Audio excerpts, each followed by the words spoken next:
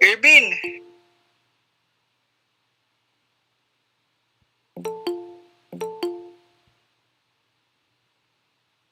Santiago.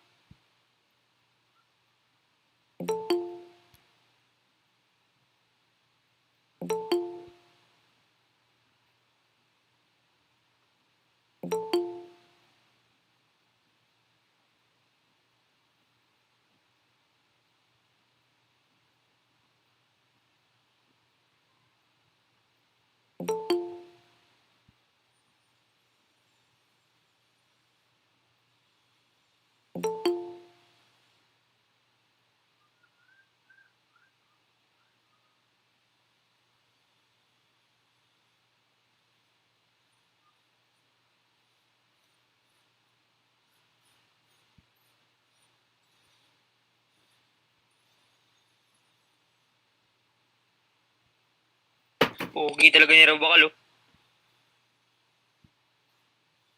Sir!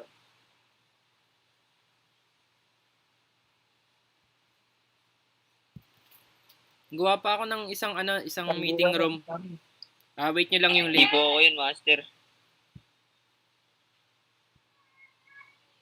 Sige po, sir.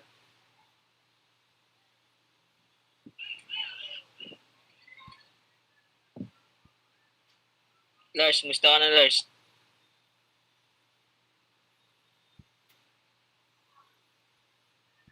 Suntukin ko kaya ulo mo.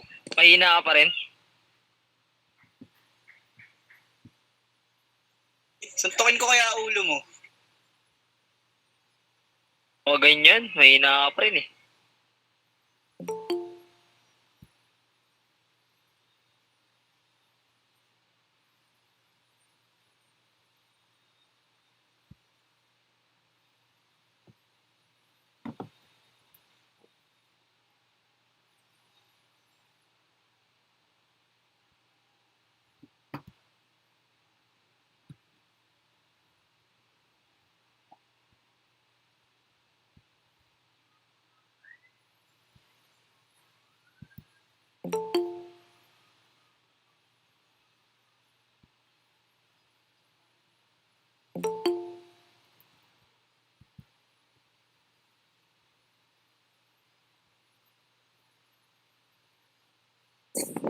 Janine Perdin.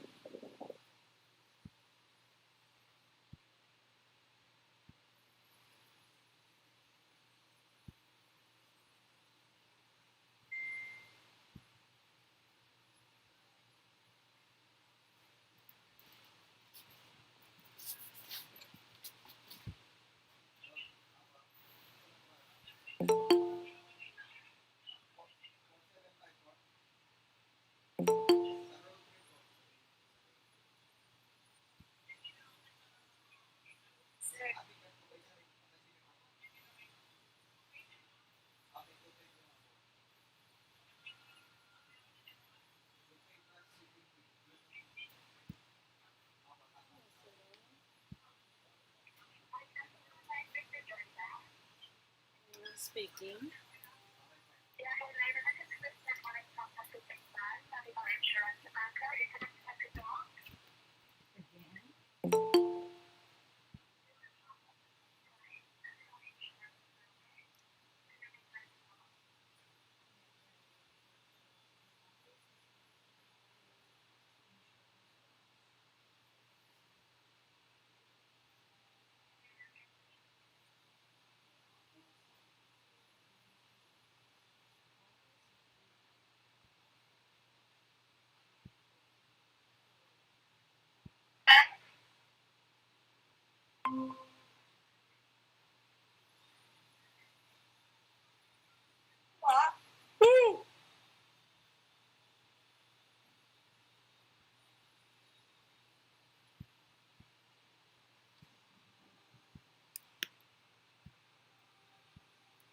Pres,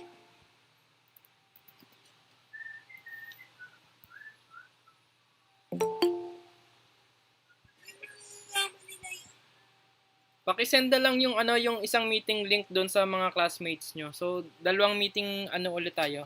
Dalawang okay meeting po, room. sir.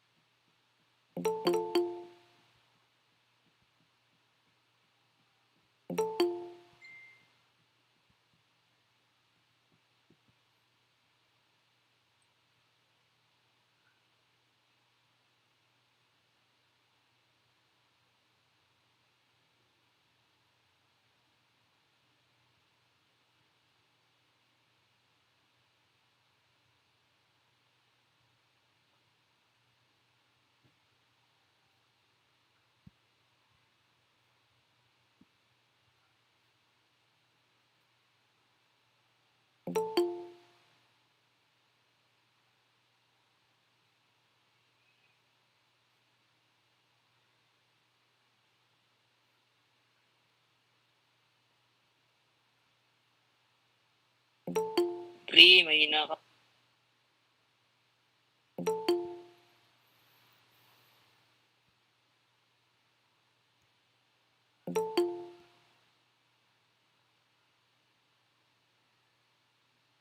Shoutout sa mga classmate ko, miss ko na kayo.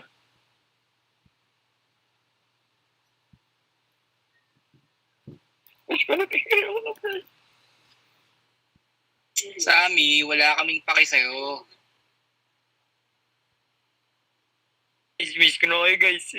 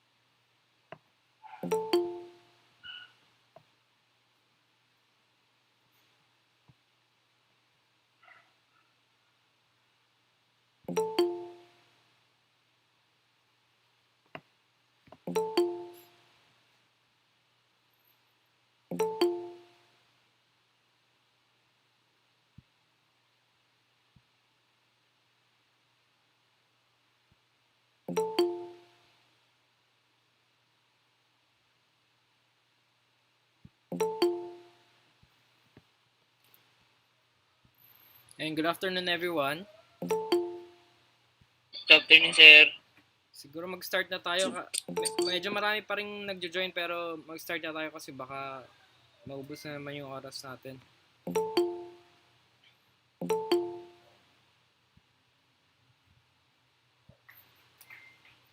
Okay, so for today's topic, bali magdi-discuss ako about project title. So, di-discuss ko on how to create or pick a creative project title, no? So, tulad nga ng sinabi ko last meeting, yung final project natin is gagawa ng Android application, yung per group. So, dun sa groups, make sure na meron na kayong nahanap na group kasi yung link na binigay ko doon sa ano natin sa Facebook group is kokonti pala nagsasubmit ng groupings. So dapat sana within this week makakuha na kayo ng mga kagrupo nyo kasi magpapagawa na ako sa inyo ng project title and project proposal. So sa project title is sama-sama kayong mag-iisip ng anong magiging title ng project nyo. So per group pa rin to yung 6 members per group. So isipin nyo kung anong Okay po, sir. magandang title doon sa Android app na gagawin. So mahirap mag-isip ng mag-isa lang. Kaya make sure na makabuo na kayo ng groupings nyo. Then ngayon, i-discuss ko din yung about sa project proposal. So, bawat group is magbibigay sa akin ng proposal, project proposal. So, parang ipopropose nyo kung ano yung gagawin yung project. So, i-describe nyo kung anong klaseng project yun, para saan gagamitin, ano yung purpose nung Android app na gagawin nyo. So, yun yung ilalaman ng project proposal. So, merong documentation yon at merong format. Ipapakita ko sa inyo mamaya yung format ng project proposal. And then, yung copy yung soft copy nun na Word document, later on, i-upload ko dun sa LMS nyo para, yun, meron kayong basis, no? Or meron kayong reference. Then, ayun nga, same as last week, kung sino yung may mga access sa sa LMS, download yung file, downloadable naman yon. Then doon sa mga walang access sa LMS hanggang ngayon, i-share nyo na lang sa classmates nyo, no? So yung mga walang LMS pa access, wala pang access sa LMS, be responsible na humingi kayo ng soft copy kung hindi kayo makakuha sa mismong LMS. Okay? So, ayun, may mga problems pa rin kasi dun sa MIS natin sa school kaya yung LMS is hindi pa rin fully functional. Ayun. So, then after ng project title and project proposal, mag-discuss ulit ako about Java. This is about the buffered input. So, yung mga tinatanong nyo last time, yung buffer, doon sa assignment na binigay ko. So, ngayon lang natin i-discuss yun. So, technically, yung buffer na tinatanong nyo last week is hindi pa dapat applicable doon sa pinagawa kong activity. So, ngayon ko pa lang i-discuss yun. Buffered input at saka J-option pane. Then, i-discuss ko din about control structures. Yung if else, yung mga yon. Then, i-discuss ko rin mamaya yung repetition control structures. Yung mga loop statements, while loop. So, yun yung i-discuss natin ngayon. Okay, so wala na masyado nagjo-join. Okay, mag-start na ako ng ating discussion. So, first off is yung project title.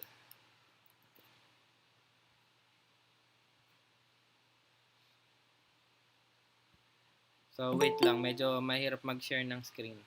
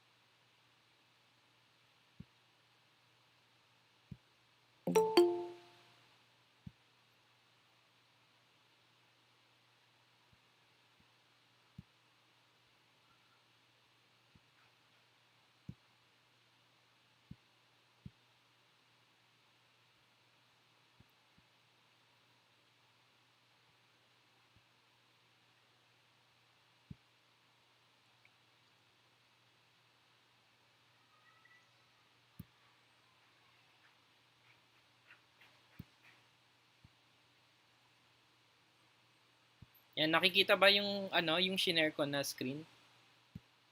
Yes, sir. Send mo ba sa sir sa IMX? Opo, sir. Opo, sir. Okay, so yung sir. meeting natin ngayon is i-record ko via Google Meet. Ayan. So, then, nagtatry ako na naka-i-live din yung yung meeting natin. So, try ko i-send sa inyo yung i-send ko sa Facebook GC yung link ng YouTube live. So, kasi ang hirap mag-record din eh. Baka at least may backup tayo na na stream. So may live feed 'yon sa YouTube. I-send ko yung link sa group.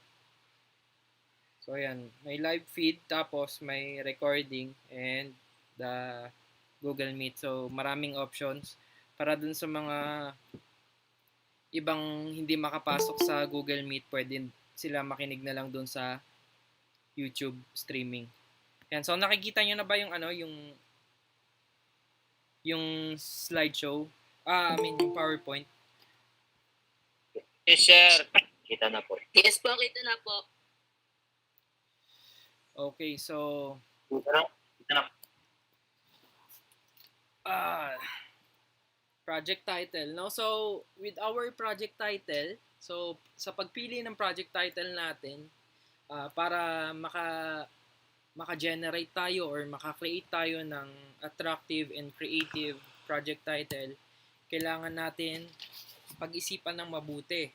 And para makuha natin yung magandang title na yon, kailangan nating isipin yung mga questions na what and who. So, what is the target? What is the target and who is the target? Sir. Yes. Wala, hindi ko po nakikita yung screen, sir. Hindi mo nakikita pero nakikita ng iba. Bulok po yung cellphone. Nakita ba ng iba? Po, Kita namin, sir. po. Nakikita ko, sir. Sir. Nakikita ko, sir. So, Share screen. ikaw lang siguro hindi Okay na, sir. nakakita. Okay na, sir. May pin pala. Nakapin. Okay. So, ayan, no? So, kailangan for us to be able to look for an attractive or creative project title, so kailangan natin isipin yung mga tanong na what or who. What is the target and who is the target? So, in this example, meron tayong project title na Big Dome. So, sa ating project title, dapat merong nickname. No? Then, after the nickname is yung parang description ng project mo or yung mismong title na. So, dito sa example natin is nickname Big Dome, a visual novel for earthquake preparedness. So, kung mapapansin nyo dito sa left side, yung is mga adjectives or kung ano nagde-describe doon sa project na yon. So, what is Big Dome? So, Big Dome is a visual novel. Big Dome is an earthquake preparedness application. So, ito yung mga words na best describe nung system na gagawin nyo. Okay? Then next example is MASA. MASA is acronym for Manila Aid and Safety Application. So, MASA is the project nickname. So, everyone should come up sa isang nickname ng project nyo. Okay? So, what is MASA? MASA is a mobile application and a web application. Then, who is the target of MASA? MASA is for the Manila City. MASA is for first aid and safety and emergency. So, yun yung mga descriptive words na nagde-describe doon sa sa application na gagawin natin. So, kaya na-formulate yung Manila Aid and Safety application. So, yun lang mga words na best describe and nagko-connect or ine-elaborate yung system na gagawin nyo or yung application na gagawin nyo. Okay? So, title should not be more than 13 words. So, pag kasi masyadong mahaba na yung title mo, hindi na siya appealing, hindi na siya magandang pakinggan. So, i-limit natin yung use ng words as much as possible. Mas maiksing project title, mas appealing, di ba? Ayun. Okay? So, dito sa example na to,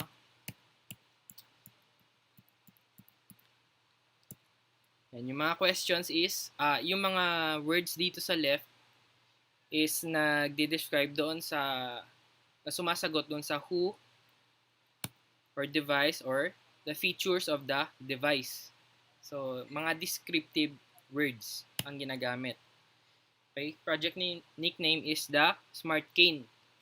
Pero, Smart Cane, we can, based doon sa mga descriptive words na yan, pwede tayong makapag-formulate ng tatlong klaseng project title. So, merong cane, Smart Cane for visually impaired people with GPS navigation and image recognition. So, isang option yon. So, meron pang isa na We Walk, obstacle detection using ultrasonic sensor and GPS navigation with mobile notification. Or yung isa, yung Pa-Walk, a voice application, a voice assistance navigation cane using augmented reality and GPS notification for visually impaired. So, yung tatlong sample titles na yan is para lang yan sa iisang system or application. So, itong system na to na nasa example is meron siyang hardware. So, mga tatlong possible titles na pwede mong gamitin para doon sa project nila. Okay? So, ayun, simple lang naman makagawa niyan. Kailangan mo lang mag-isip ng mabuti ng creative title. Another example is the city scare. So, ano yung city scare? Automatic temperature scanner with face mask and facial recognition and contact tracing door lock system. Medyo masyadong mahaba pero ayun, nandun na yung kumbaga kung mababasa mo yung project title is parang alam mo na kung ano yung klase ng system or ng application yung ini-endorse mo or pinopropose mo. Okay. So, that's it for the project title. So, next is the project proposal. So, before nyo start as a group, so, doon nga sa group is merong 6 members kayo, no? So, ayun, sikapin yung maka-form na kayo ng grouping nyo kasi sa huli kayo rin mahihirapan. Kung hindi kayo makakapag-start ngayon ng project, kasi alam nyo naman, late na tayo nag-start, diba? So, kaya medyo fast forward dapat tayo, no? Kaya nagpa-groupings na kagad ako. So, sana ma-form nyo kagad yung groups nyo, group of 6, para ngayon pa lang, after meeting, makapag-isip na kayo ng project title and makabuo na kayo ng project proposal. So, project proposal is a documentation of your Android app na gagawin. So, ipopropose nyo pa lang yan sa akin. Okay, so papakita nyo kung ano ba yung klase ng So dito sa project proposal is i-describe nyo kung ano yung klase ng application yung gagawin nyo. So sa ating project proposal, ang nilalaman nun ay yung proponent's name, proposed title. So ano ba yung title na naisip nyo? Ilalagay nyo doon yung title. Area of investigation, reason of the choice of project, importance of the study, target user and beneficiary. So, sino ba yung gagamit ng application na yun? So, katulad dun sa mga naunang example, for the blind. So, ang target user nila is para sa mga PWDs. Okay? So, software development to be used, similarities and differences to the previous studies, and proposed design. So, sa proposed design, ito yung design ng software or yung magiging flow chart ng software. So, ayun. And then, I'll show you the document for the project proposal.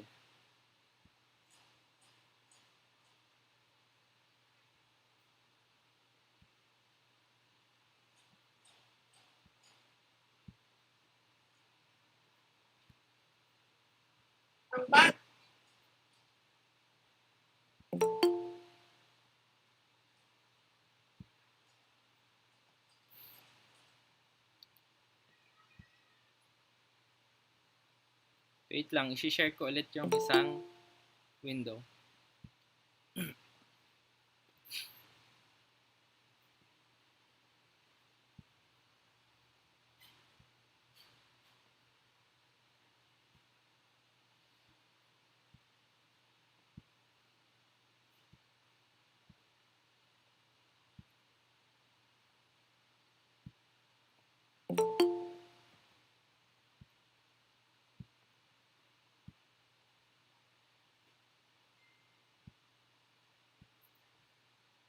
Yan, nakikita ba?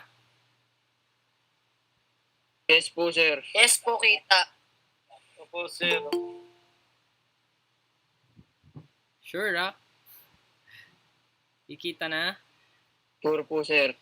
Okay, Yes po. so ito yung sample file ng project proposal, no? Yan, wait lang. Minimize ko lang yung isang PowerPoint.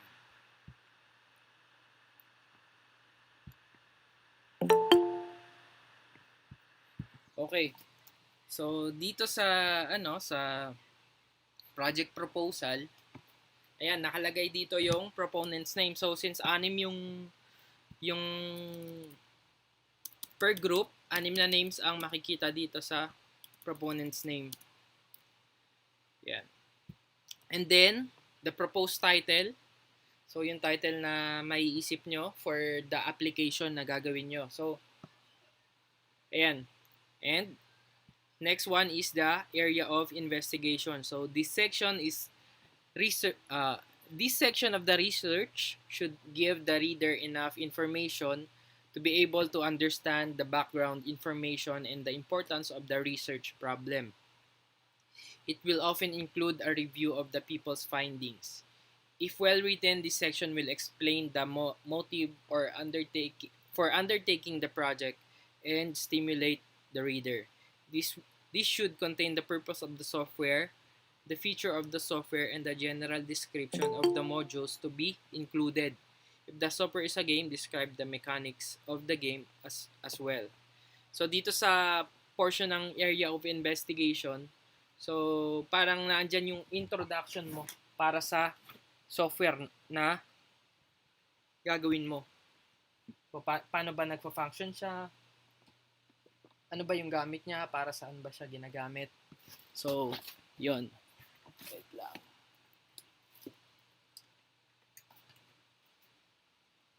Ilan ba na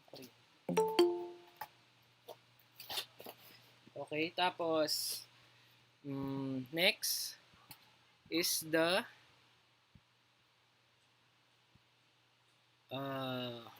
reason for the choice of project. So, answers the question, why is the software or hardware being created in the first place? So, dito dito makikita bakit, ano ba yung purpose mo no application, or para saan, ano yung reason mo para bakit gusto mong mag-create nung application na pinopropose mo.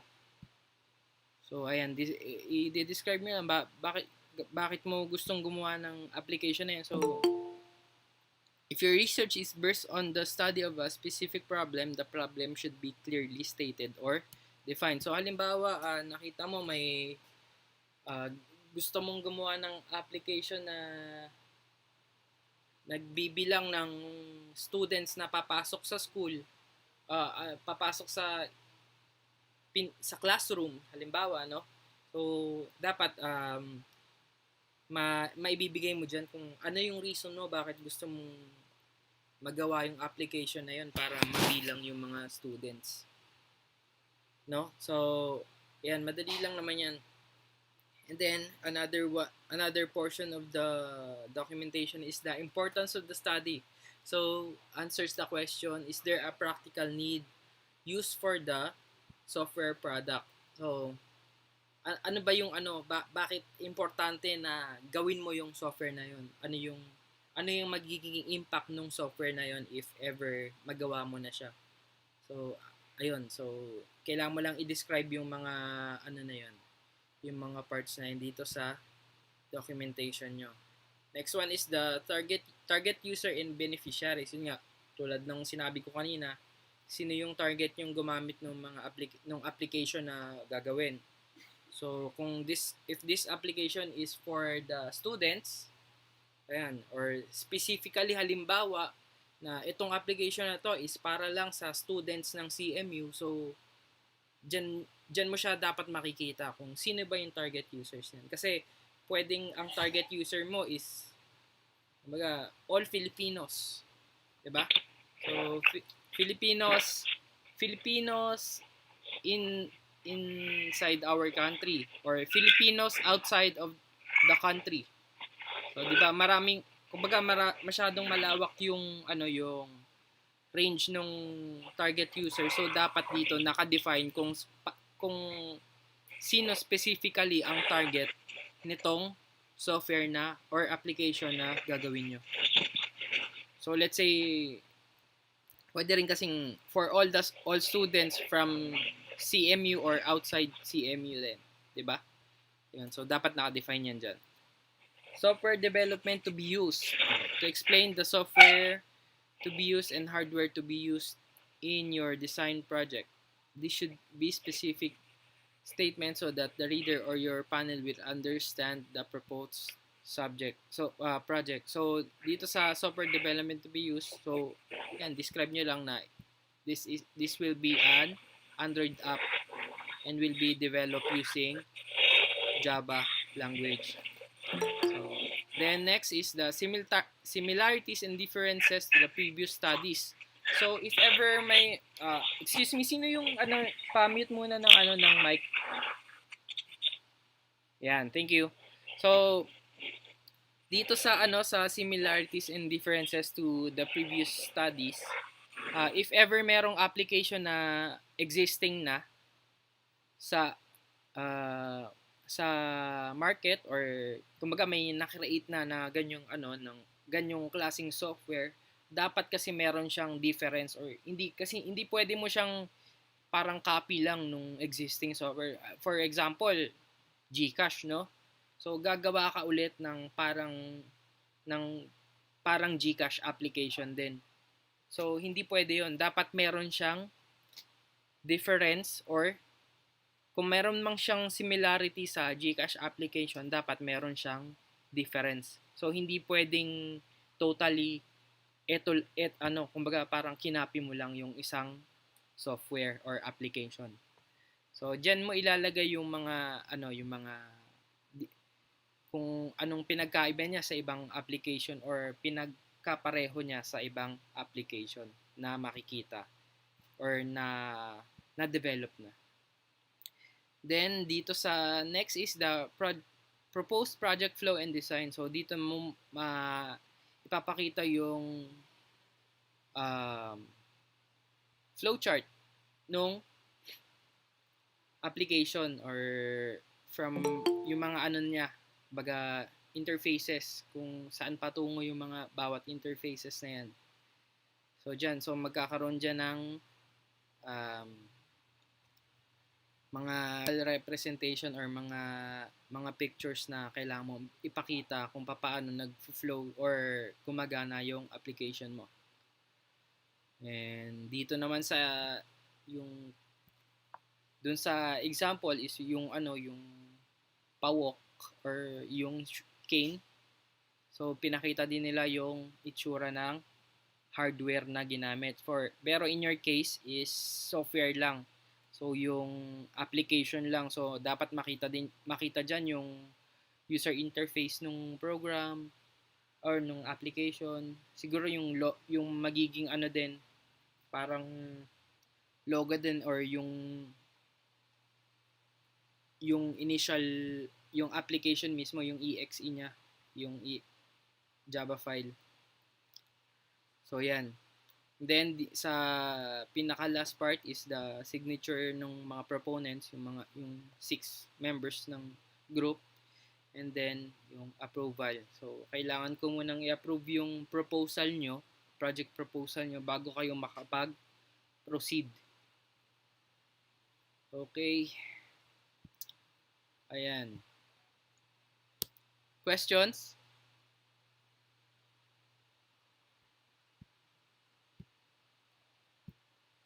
Walang tanong. Wala. Kailan deadline yan, sir? Deadline ng project Project proposal. proposal, sir. Okay. Bay lang ah. Project proposal is dapat masubmit na siya sa akin by next week. So may 1 week kayo para gawin yung project proposal. Kaya dapat maggrupo na rin kayo. Kaya sinasabi ko. Actually dapat kasi ngayon may grupo na kayo eh. Kaso wala pa rin nagpapasa sa akin ng groupings. Ilan pa lang yung groupings na ipasa sa akin. 4 na sections kayo pero parang 6 lang yata yun sa 4 na sections ang nagpasa ng groupings. So ayun. Sir, pwede po bang sir, kumuha po sa ibang section kasi po nakakulangan po kasi kami. Hindi. Paano kulang? Wala pa nga ano eh. Hindi pa nga nakakabuo ng ano eh. Hindi pa nauubos yung ano eh, yung mga students eh. 2 pa nga lang per section halos yung nagbibigay sa akin ng groupings. Paano mauubos yung ano? Paano makukulangan? Sir, paano po yung format ng pagsulat ng proposal, sir? Yung file na na pinakita ko is yun mismo yung susundan nyo. Ganun din po. Ganun din po. Ganun yung format. So i-upload ko yung yung file na yon sa LMS. Then ayun para makapag-start na kayo. Okay po, Okay. sir. Thank you po. Salamat. Ano yung nagiging problem sa groupings? Hindi, kasi po yung iba po hindi po magkakakilala tapos po wala pa pong nagkakayaan po.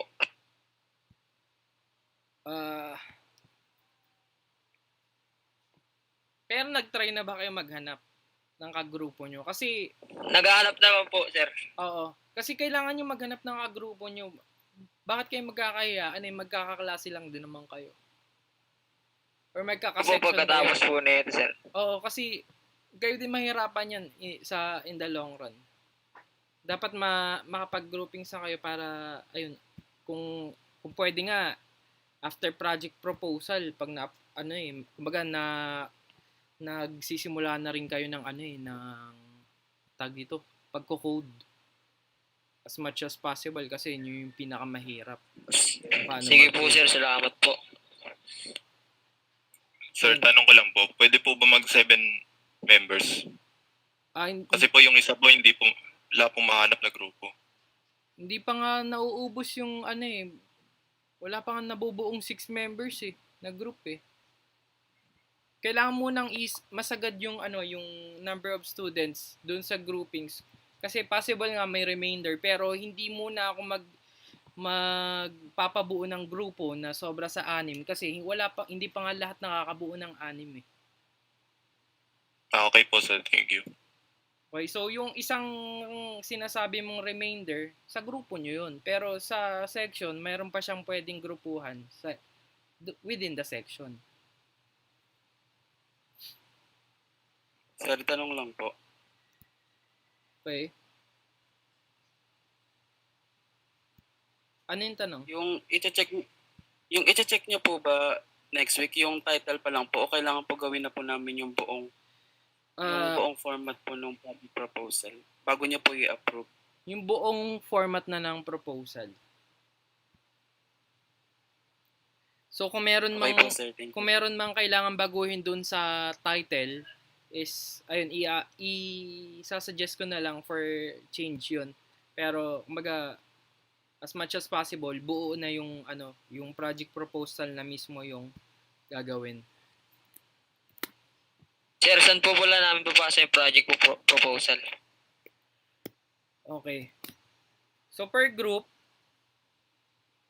yung group leader gagawa siya ng folder again. Folder sa Google Drive. Okay? Tapos yung folder na yon i-share doon sa email ko. So, Tulad lang po nung ginawa sa code. tulad nung last time. So, by the way, last time dun sa activity natin, may mga hindi sumunod sa instructions. Doon pa lang sa doon pa lang sa pag-create ng folder. Iba yung file yung shinare sa akin, yung iba nag-create ng folder pero yung format ng folder is hindi tama doon sa instruction na binigay. So ayos na lang. Simple lang naman yung instruction eh. All capital letters tapos yung folder na i-share nyo, doon nyo ilalagay yung file. Okay?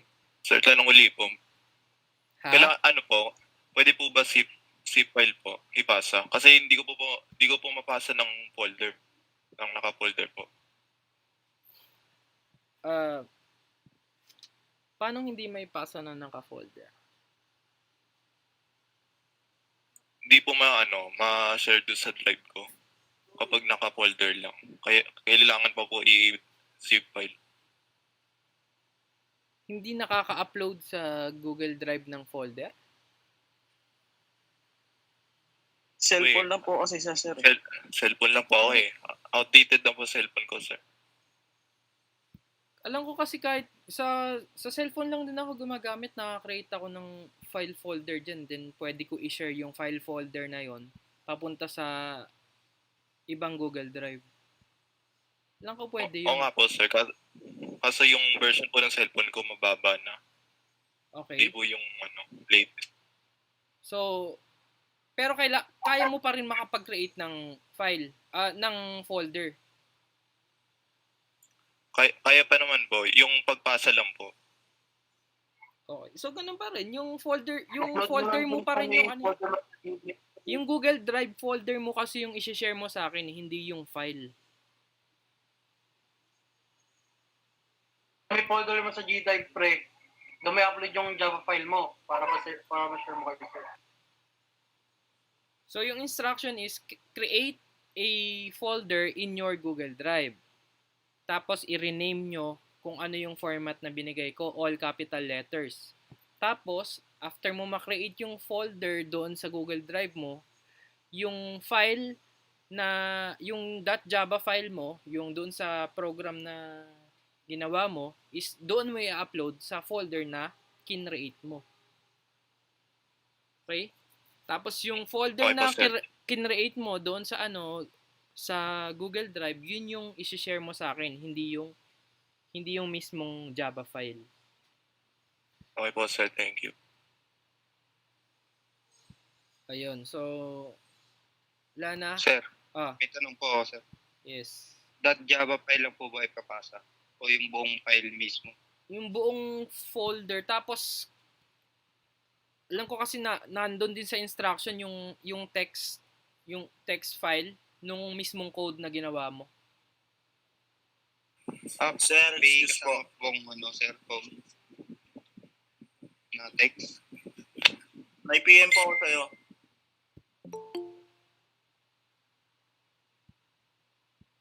Ano ulit yung tanong? May PM po ako sa'yo. Hindi, yung tanong.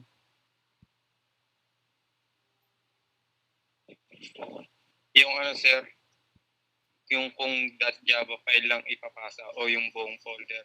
Yung buong folder, yung project folder. Tapos doon sa mo, mag-create ka rin ng isang text file laman yung code na na kinode mo. Bali sir, dalawa po yun sir. Oo. 'Di ba nandun sa instruction yun, yung .java file, tapos yung buong project file, tapos yung text file. Sige po sir, salamat sir. Oo. And so proceed tayo sa next lesson natin. So this is about, nakikita niyo yung yung shared screen, PowerPoint. Opo, sir. Okay, Java Basic. So review lang doon sa last meeting natin. So last meeting, diniscuss natin about Java comments, statements and blocks, Java identifiers, Java keywords, Java literals, primitive data types, variables, and operators. So ngayon, ang di-discuss natin is about buffered reader to get input. So paano natin gagamitin yung buffered reader? So mukhang alam nyo na rin. Using J option pane to get input. Okay.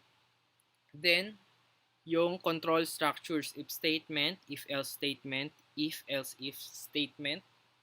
So, mga common errors using if else statement, examples, and switch statement. Ayan. Di-discuss din natin. Then, examples or switch statement. Oh. So, introduction. Now that we've studied some basic concepts in Java and we've written some simple programs, let's make our programs more interactive by getting some input from the user. In this section, we will be discussing two methods of getting input.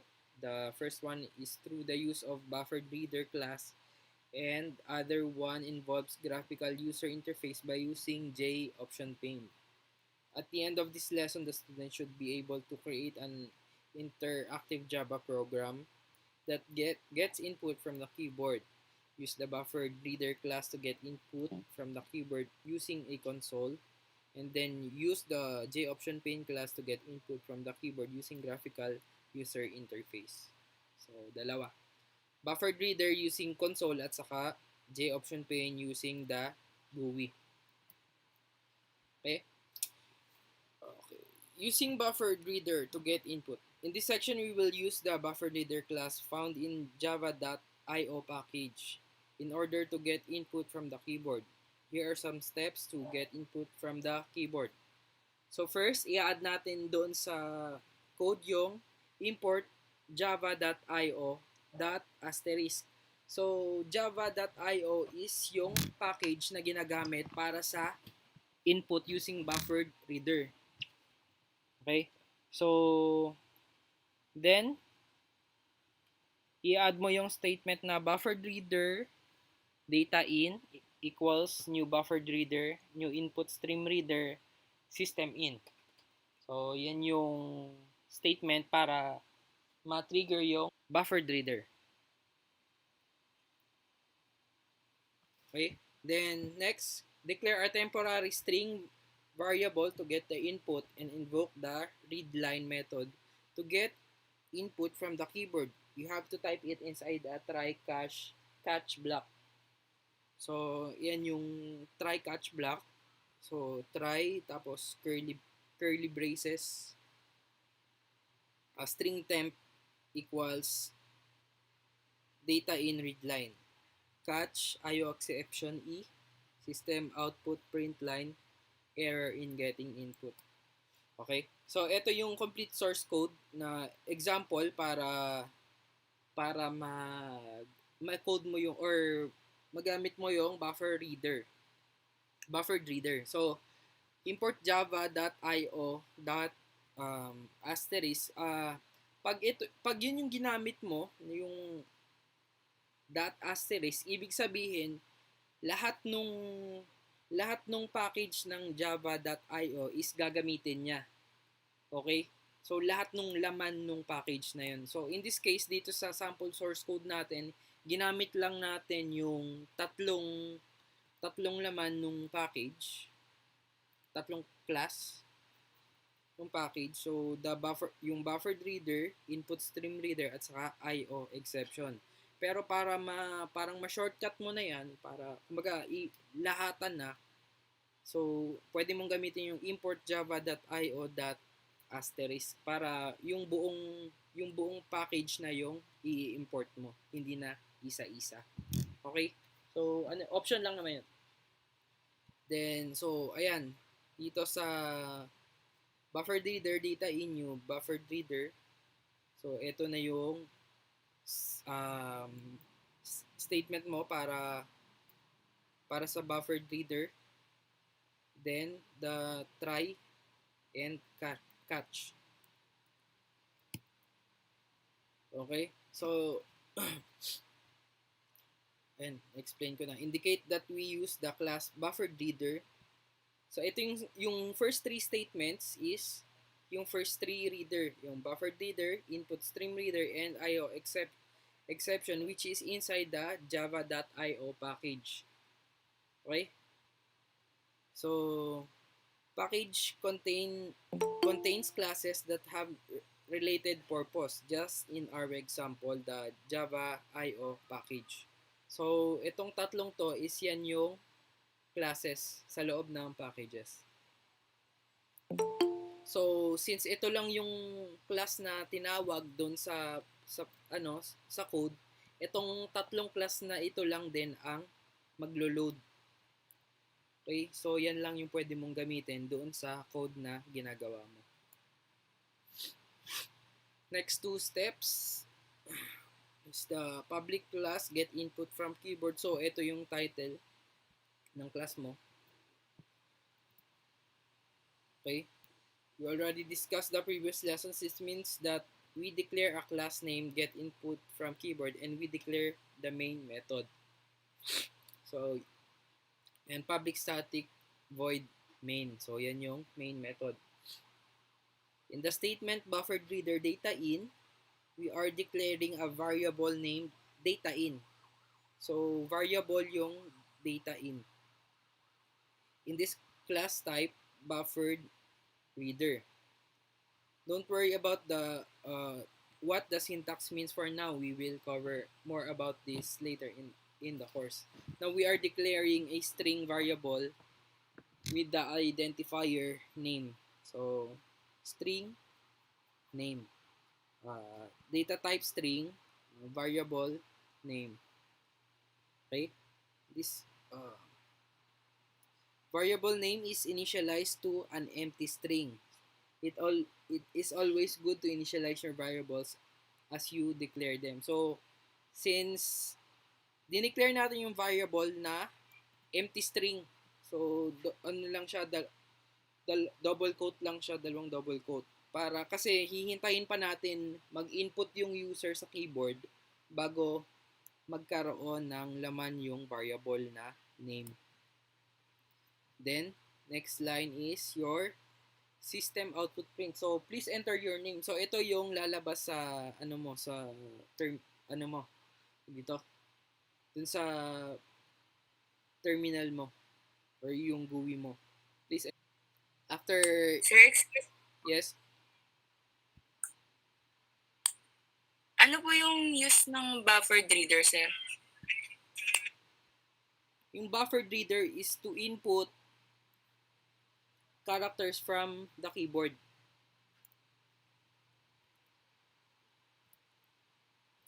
Diba? Ano yun? Thank you po. Ayan o, nakalagay. The use of buffered reader class to get input from the keyboard using a console. So, yan yung parang magpo-prompt siya na mag-type ka ng numbers or kung ano man yung hinihingi niya. So, in this code, hinihingi niya yung name. Kaya magpo-prompt siya na please enter your name. Then next line of the code is dito sa try. Okay, try catch block. So itatry niyan yung na i-read line yung name based doon um, sa buffered reader na ginawa mo doon sa taas niya. So, name equals data in read line. So, dyan yan nababasahin yung ini-input sa keyboard. Then, yung catch is yung IO exception E. System print line error. So, yung IO exception na yan is parang parang warning or para sa mga errors if ever may error doon sa in-input mo. So, titingnan niya muna yung in-enter mo sa keyboard. If valid, magpo-proceed siya. Pero kung may error, so maglalabas siya ng error na notification. So, this assures the possible exception that could occur in the statement. Yan. Then next is the name data in that read line. So we will cover more about exception handling doon sa sa mga next topics natin dito sa IO exception. Okay, so the name data in read line will read the keyboard input upon prompting nung program. So this method data in read line gets input from the user and will return a string value. This value will then be saved to our name variable. So kanina nag-declare tayo ng name, 'di ba? Pero ng variable na name pero wala siyang laman. So yung double quotes lang.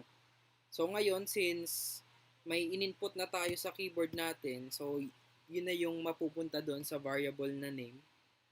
So masasave na siya doon. Then ang magiging final statement ng sample code is system out print line hello, tapos yung entered na name doon sa buffer. So meron siyang concatenation na ginawa. Okay. So read back nyo na after ko ibigay yung yung PowerPoint na to. So tingnan nyo na lang yung sample source code na ginamit para ma-identify niya rin kung ano yung mga parts na diniscuss dito.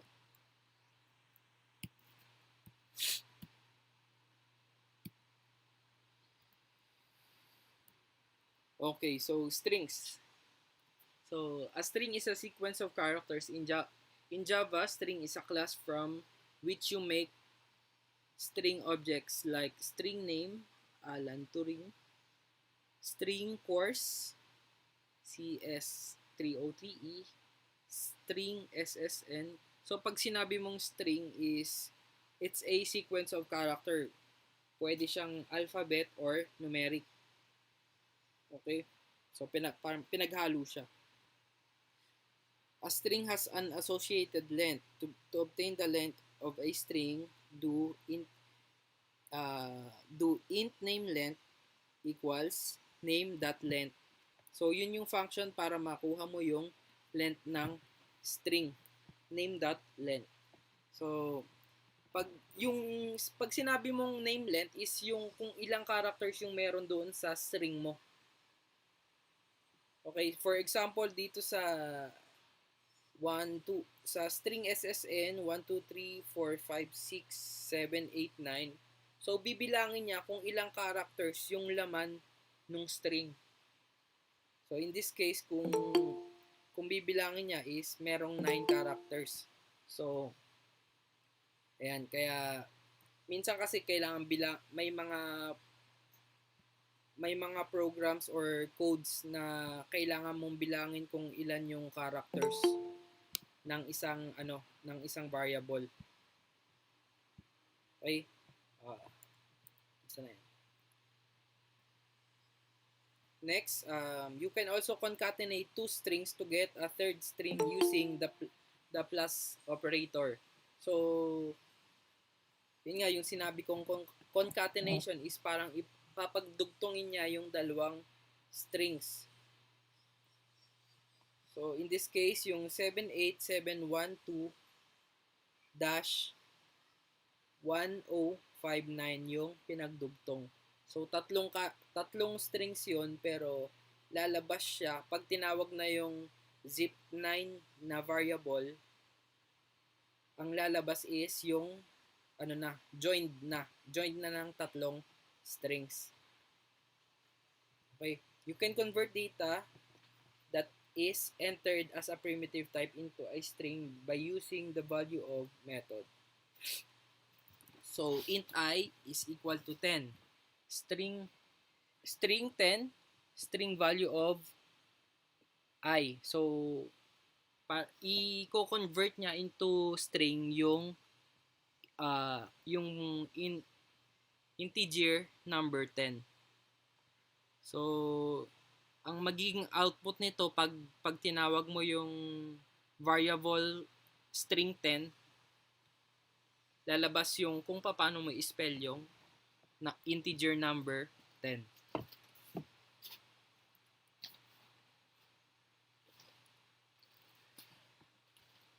System.out can be used write output to the console. System error can be used to write error messages to the console. Then system in can be used to handle input from the console. Okay. So sa Java meron tayong IO statements na tinatawag, no? The IO method belongs to the class in Java IO package. Any source or destination for IO is considered a stream of bytes. There are 3 objects that can be used for input and output. So, ito yung out, at saka in. System out object has 2 methods.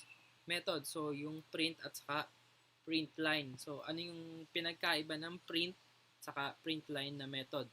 So, print line method will print a carriage return and line feed after printing so that the next output will be printed on a new line. So, pag print line, ibig sabihin, pag meron kang pinrint line na isang variable or tatlong magkakasunod na print line, ibig sabihin nun, lalabas siya sa code mo ng tatlong lines din. Unlike dito sa print method, so kung may ipiprint ka na tatlong variables, magkakadugtong lang siyang lalabas as output. So parang sa print line is parang may automatically merong enter na. So tapos yung print is parang may lang siya, space lang. Ganun. So magkakatabi at saka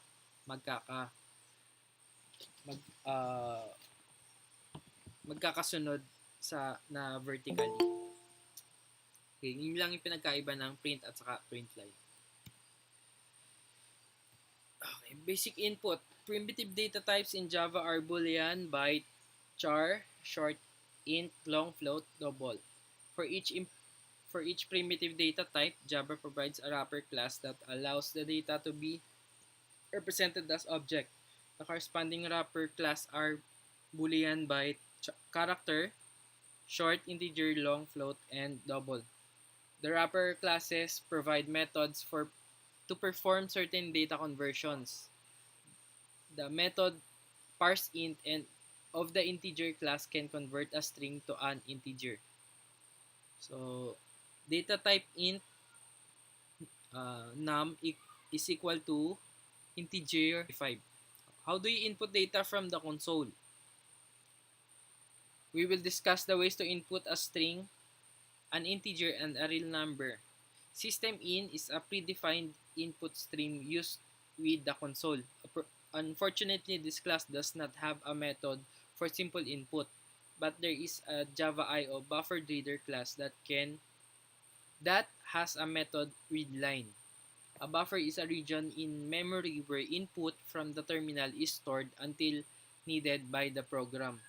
If you want to perform buffered input in a system in stream, you would pass the system in object into the constructor. So yung buffered input is parang storage siya ng kung ano mang i-input mo via keyboard. So at the back of the program parang naka-store lang siya para in case na pag hinanap mo na siya or kakailanganin mo na yung data nun, pwede mo siyang kunin ulit using the system in method. So dito sa example sa ibaba is buffered reader input is new buffered reader, tapos naka-close and open parenthesis yung new input stream reader using system in. So parang pinagpasapasahan nila yung method para makarating doon sa system in. So kasi nasa system in yung system.in yung stored value nung buffered input. Okay, once we have created the buffered reader, we can use its method readLine to read one line of characters at a time from the keyboard and store it as a string object. Okay, so ito yung method para mailabas mo yung or makuha mo yung in-input mo, input.readLine.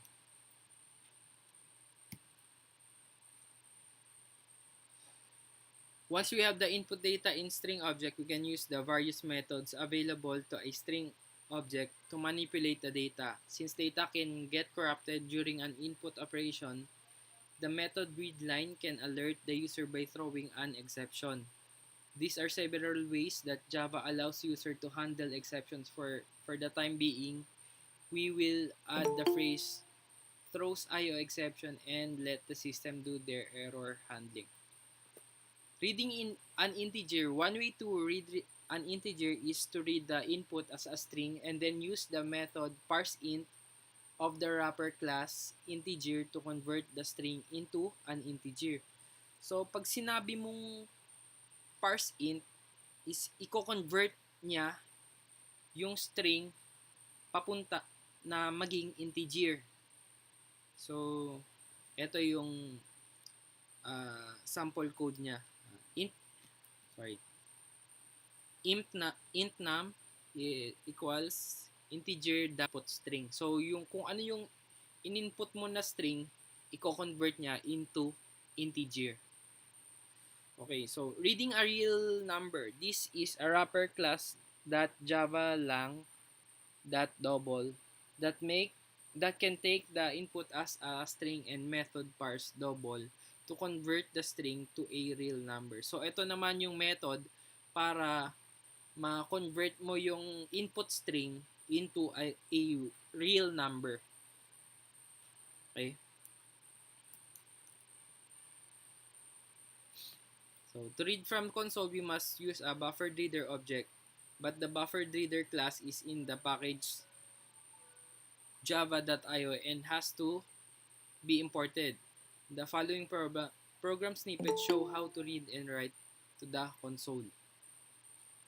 So, ito yung example for reading and writing sa console.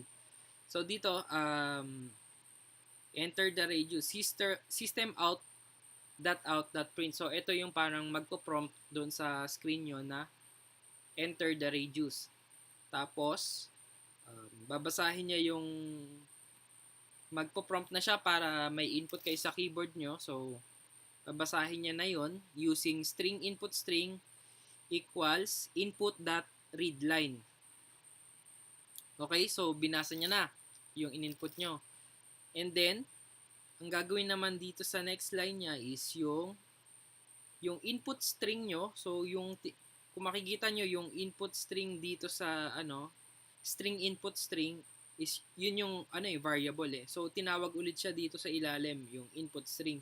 So ibig sabihin niya yung in-input nyo na string is gusto niyang i-convert into double into a data type double. So gusto niyang gawing real number. Tapos dito naman sa area sa last line is kinompute niya yung area. Okay, so ayan. Then yung pinaka last line niya sa pinakailalim yung naka-indent, system.out.println. So, yan na yung ilalabas niya na yung output. So, yan. Ito yung sample din ng same din nung nasa kanina, nung sa taas. So, dito sa pinakababa, makikita nyo, enter the radius. So, nag-prompt siya. Then, the user will input 2. Okay? Then, the system.out.println is lalabas yung area is yung computed number na ng in-input na radius. Okay?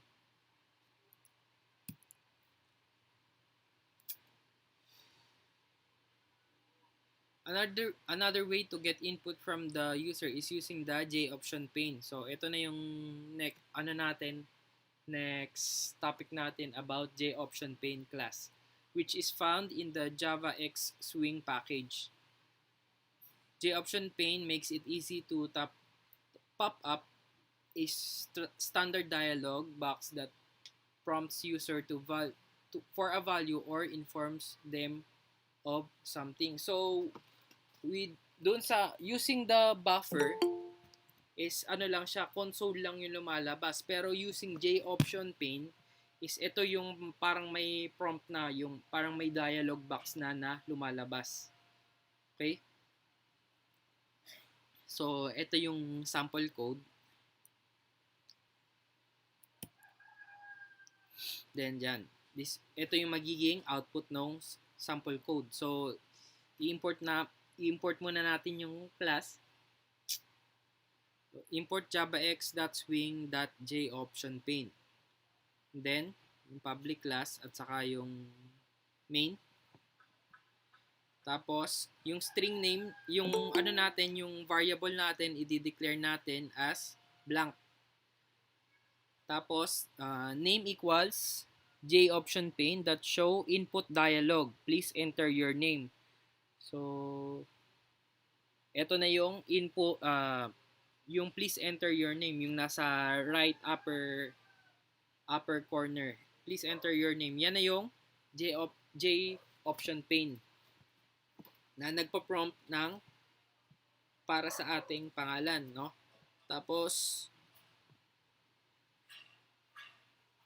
next statement is the string message equals hello plus name.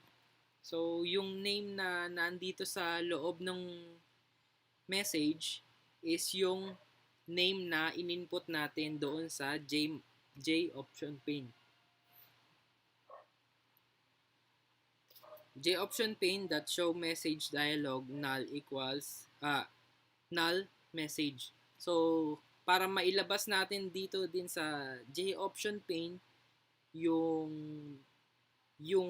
name na name na itinipe natin doon sa input, maglalabas tayo ng message dialog. Ito naman yung nasa lower right corner, yung output.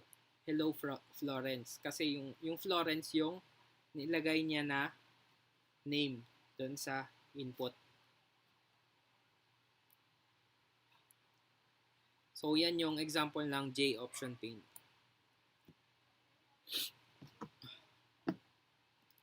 Okay, discuss ko na.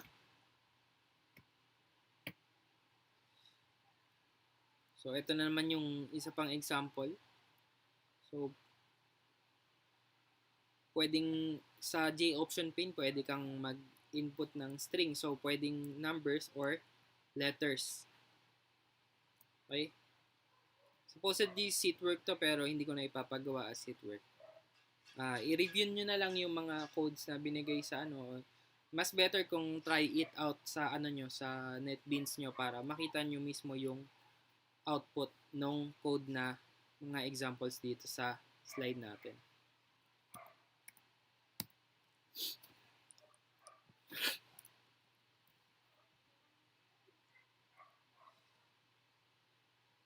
Okay, so dito, a simple J option pane example. Starting with simple example, if you just want to show a J option pane dialog with a simple text message, all you need is one line of Java source code, just like this.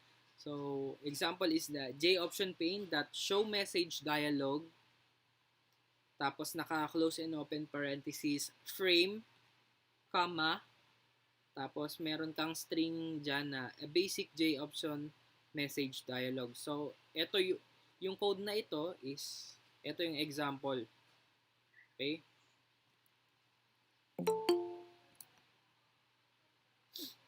And then, meron pa. So, another example is yan. So, using ano pa rin yan? Message dialog.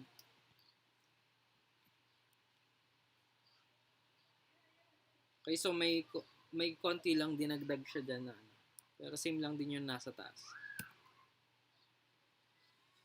Okay, para doon naman sa message J option pane dialog na merong custom title. So kailangan lang tayong idagdag sa line of code.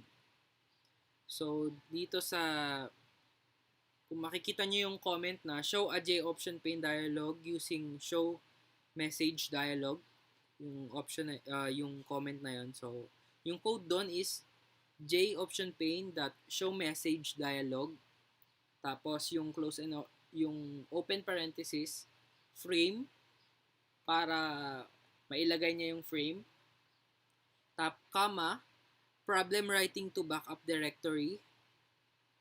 So kung makikita nyo, nandun siya sa loob, di ba? So yun yung message sa loob. Tapos comma merong ano na dagdag na backup na nakalagay is backup problem. So yung backup problem na string na yon, na which is nasa third comma nung third option nung ano na nasa loob ng close and open parenthesis, yun yung magiging title sa sa J option pane dialog. Unlike dito sa isa kanina is dalawa lang yung nasa loob ng close and open parenthesis. Kung mapapansin nyo, yung frame lang at saka yung string na problem writing to backup directory. Okay? Dalawa lang. Yung dito sa next example natin is meron ng custom title. So, siya yung pangatlo doon sa loob ng close and open parenthesis. Okay?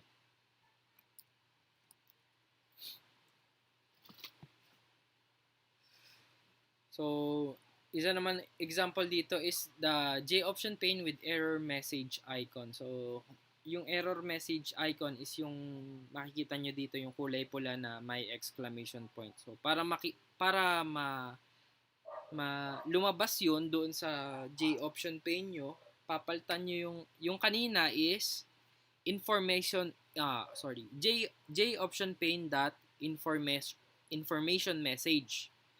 So, para lumabas naman yung error message na yon, babaguhin nyo yung line na yon as error underscore message. J option pane dot error underscore message. Para lumabas yung icon ng error.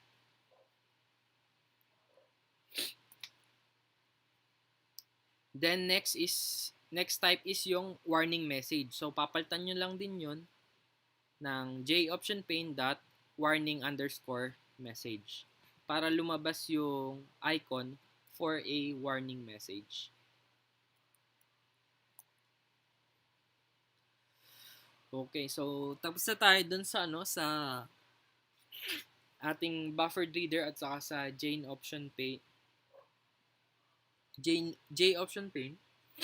para sa pagkuha ng input. Then mag-proceed naman tayo ngayon sa control structures. Okay? So yung control structures natin is yung if, else, and switch. While and do while. Saka yung break. Okay. Decision control structures are Java statements that allows us to select and execute specific blocks of code while skipping other sections. So the if statement specifies that a statement or block of code will be executed if and only if a certain Boolean statement is true. So, ayan yung form ng if statement. So, if, tapos mayroong close and open parenthesis, sa loob nun is yung Boolean expression. Okay. Then, sa ilalim nung if is yung statement na i-execute if the Boolean expression is true. So, kung makikita nyo dito sa right side, yung flowchart, ayan. So, may Boolean expression. If true, if the result is true, yung statement is i-execute niya. Or if false, wala siyang gagawin. Kasi hindi true yung result. Okay? So, pwede kang maglagay ng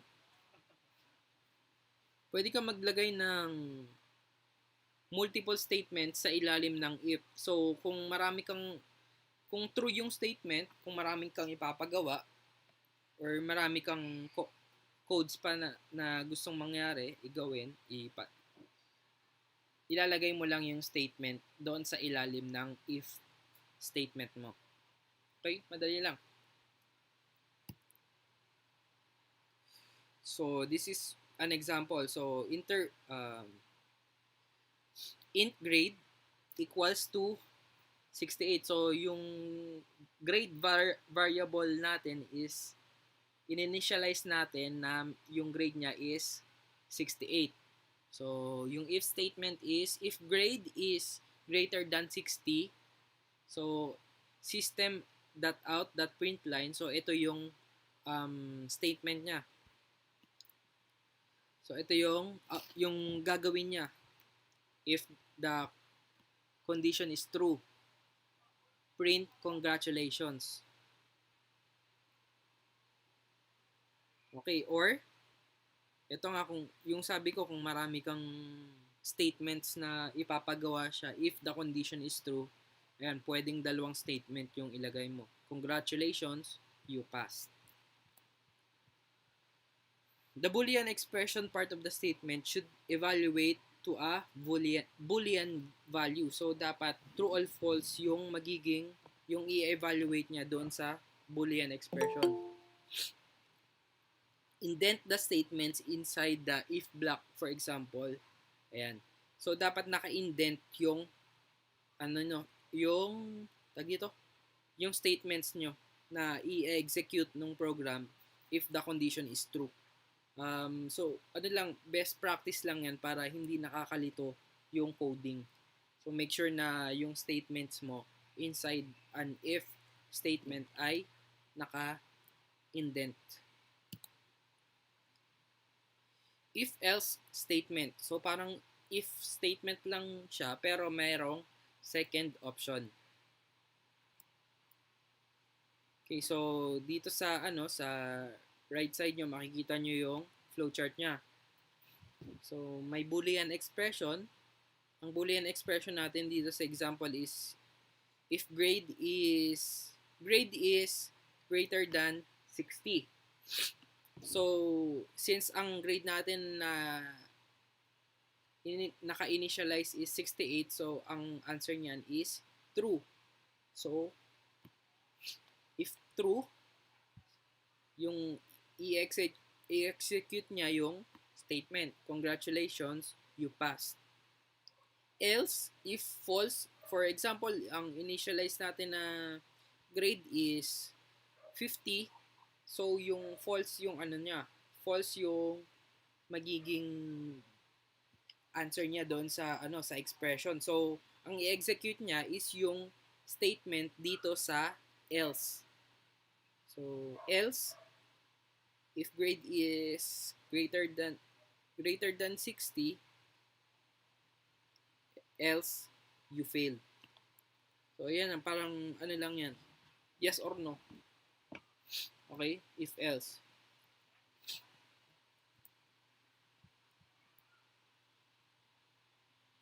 So, another coding guideline. So, to avoid confusion, always place the statements of an if or if else block inside curly braces or curly brackets. So, ilagay nyo yung yung mga statements nyo inside curly braces para maiwasan nyo yung confusion. Tapos, second one is you can have nested if-else blocks. This means that you can have other if-else blocks inside another if-else block. So, parang isa siyang if-else statement sa loob ng isa pang if-else statement.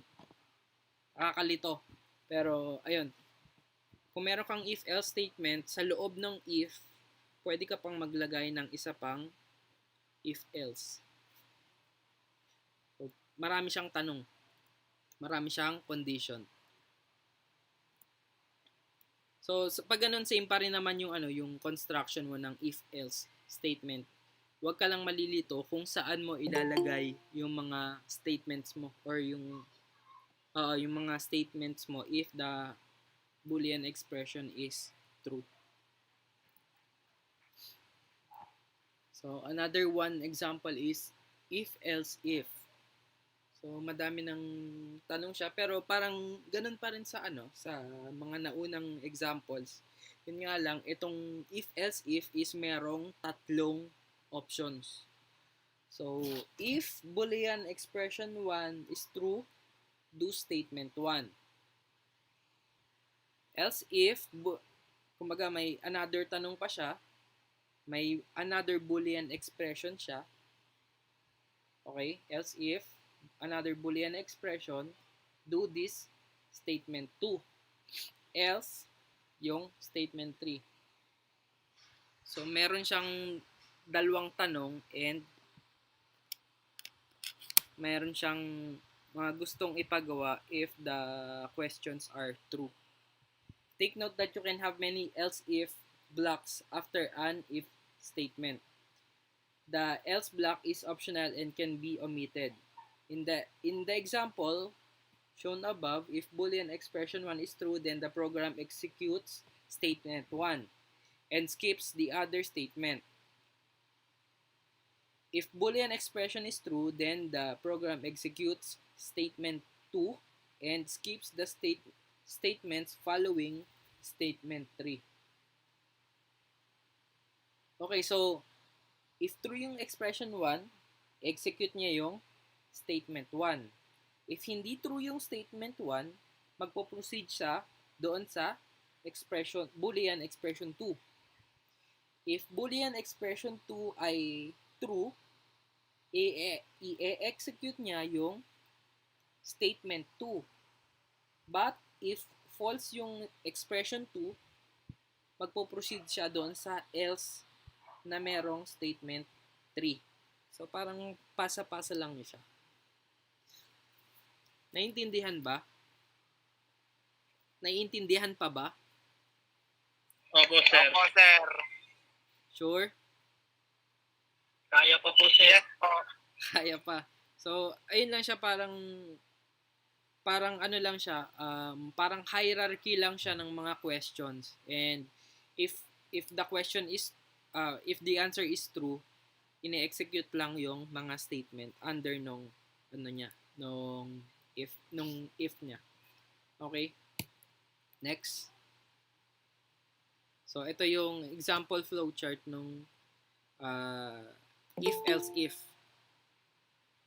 Ba? If-else-if statement. So, sabi nga kanina, pwedeng multiple else-if. So, pwedeng maging if, else-if, else-if, else-if, else-if, tapos else. Or pwedeng wala na yung else. Okay, so, pag maraming option or pag maraming tanong, yan ang ginagamit. If, else, if.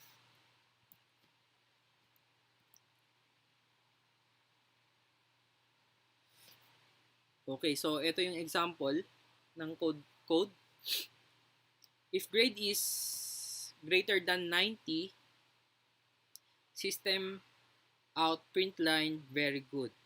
Else if grade is greater than 60, system out print line very good. Pares lang din naman. Okay, then last one, else print system out, print line, sorry, you failed. So for example, ang grade na naka-declare dyan na variable is 50. So pupunta siya doon sa else, sorry, you failed. So since 68 yung 68 yung grade na naka-declare, ang statement na i-execute niya is yung nasa else if. Okay, kasi ito yung true na na expression. Grade is greater than 60.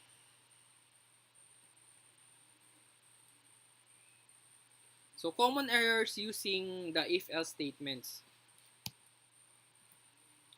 So may tatlo.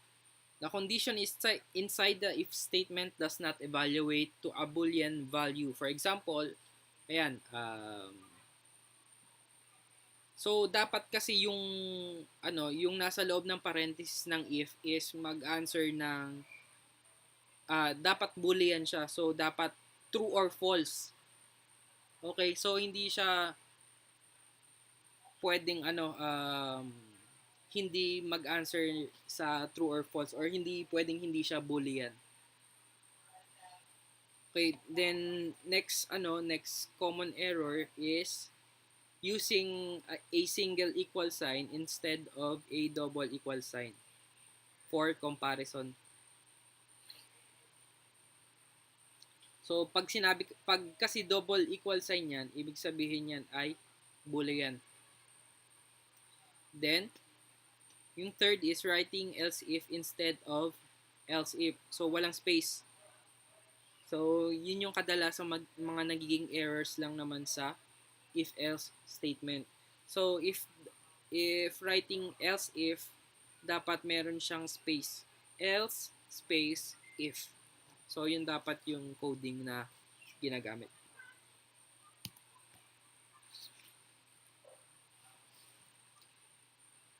For example for if else if. So ayan, siya? Madaming tinatanong. If else if else if else. So tatlo yung mga conditional statement, tag dito, yung mga expression niya. Boolean expression, sorry.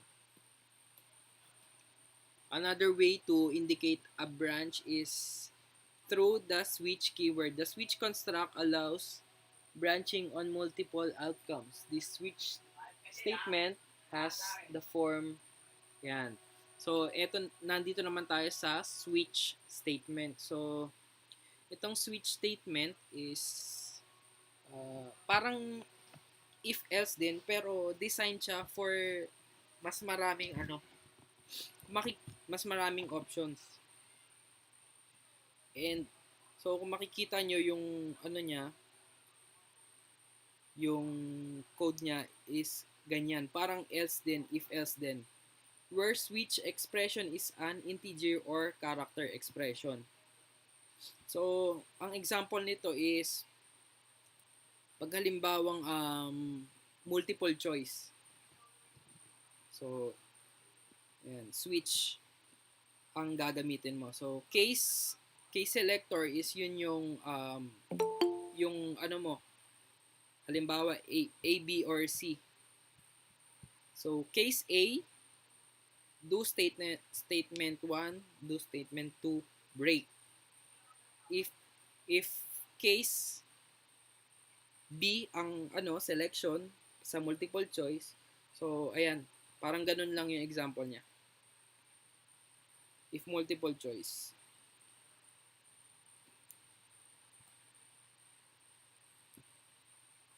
Okay, when a switch is encountered, Java first evaluates the switch expression and jumps to the case whose selector matches the value of the expression. The program executes the statements in order from that point on until a break statement is encountered, skipping then to the first statement after the end of the switch structure. If none of the cases are satisfied, the default block is executed. So parang ito yung else, yung default. Take not however take note however the default part is optional. A switch statement can have no default block. So same lang din siya sa if else statement. Pwedeng walang else na part. So ang counterpart ng default is yung else. Unlike the if statement, the multiple statements are executed in the switch statement without reading the curly braces. When a case in a switch statement has been matched, all statements associated with that case are executed. Not only that, the statements associated with the succeeding cases are also executed. To prevent the program from executing statements in the subsequent cases, we use a break statement for our last statement. So, kung wala kang break na ilalagay doon sa sa code mo. So, dito sa example, case 1, meron siyang break, no? So, if ever wala kang ilalagay na break dyan sa mga case na yan, magpo-proceed siya sa lahat ng statements nung bawat cases. So, kung tatanggalin yung break na yan, i-execute niya yung statement 1 and statement 2 ng case selector 1. I-execute niya rin yung case selector 2 statements 1 and 2 kung wala yung break na statement. Okay, so mahalaga yung break statement para sa sa case sa switch statement.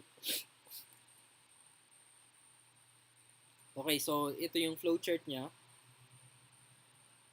Deciding whether to use an if statement or a switch statement is a judgment call. So you can decide which to use based on readability and other factors. So kung mapapansin nyo, halos parehas lang sila ng ng function.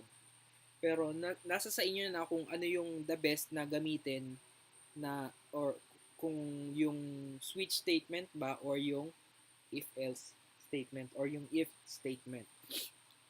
So makikita dito sa sa switch statement na flowchart, case selector 1, if true, gagawin niya yung statements under ng case selector 1. And then break. So katulad ng sinabi ko kanina, kung wala itong break, magdidire-diretso siya gawin yung block 2 statements and block 3 statements. So dapat every case selector is merong break statement.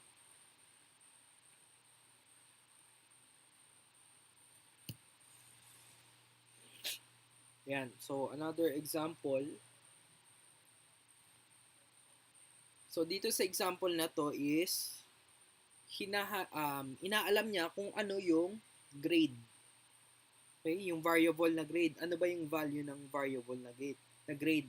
So dito sa example is 92 ang declared value ng grade. Then sa makikita nyo sa case or sa options, merong case 100, case 90 at saka case 80. So wala yung hinahanap niya na 92. So most likely ang i-execute niya na statement is itong nasa default kasi wala yung 92 dito sa mga options. Okay? So if ever naman yung grade na dineclare natin is 100, so magmamatch siya dito sa unang case, sa case 100. So itong ang ilalabas niya na output ay excellent. Okay, nagigets pa? Hello? Ay. Yes, sir. Yes, sir. Nagigets nyo pa ba? Yes, sir. Yes, Okay, sir. so Ay, since sir. Opo, sir. so sa example na to, since 92 ang declared value ng grade is lalabas ang ma-execute niya is yung default which is the print line, sorry, you failed. So, kahit 92 yung nakuha niya, failed pa rin siya. Kasi wala sa option niya, wala sa switch option yung grade na 92. Okay. So, dito sa PowerPoint is merong mga examples and exercises. Okay, so, makikita nyo dapat may i-exercise dapat tayo kasi dapat laboratory yan eh. No? So,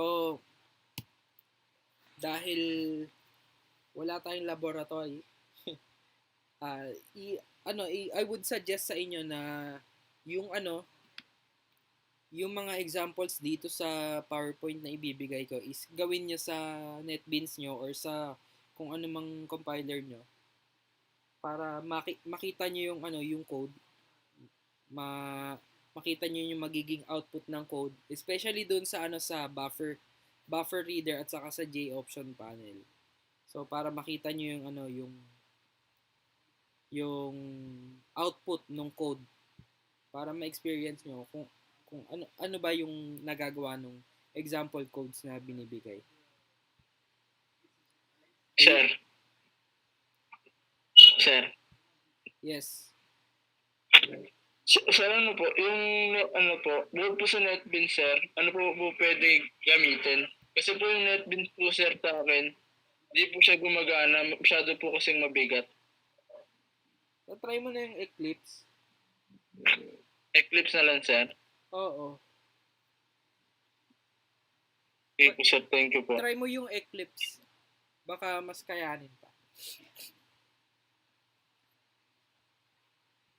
Thank you, sir.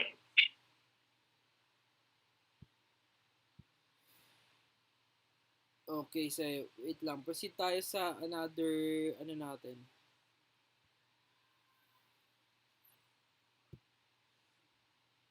Another discussion natin. Which is